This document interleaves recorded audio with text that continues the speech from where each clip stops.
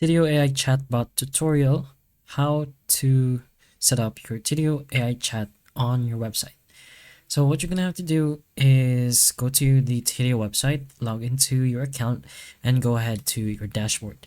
You're gonna click on your live conversations or live chat, something similar to this.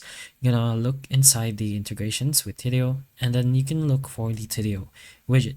What you're going to do now is press an install chat widget, and you should be able to see a specific step-by-step process on how to do so. Pretty much depends on what website you're in. There's a manual install. There's going to be one for Shopify, WordPress, and the others as well. But let's say you're going for the manual install, you can go ahead and copy this snippet. You can go to your website to check if Tidio chat is there as well.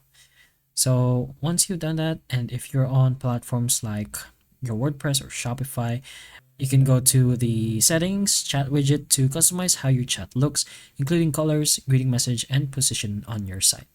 But other than that, you can set up the AI chatbot by going to your Lyro AI and then going ahead to the flows inside Tidio. You can then make sure you enable your Lyro AI, and then you can add your knowledge sources specifically to whichever website you're going for. But if you'd like, you can also create custom chatbot flows by clicking on the add flow option, then defining triggers and responses.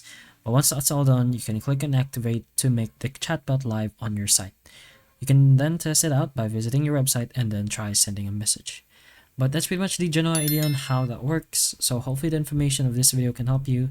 And if it can, please like and subscribe for more videos like this. And that's all.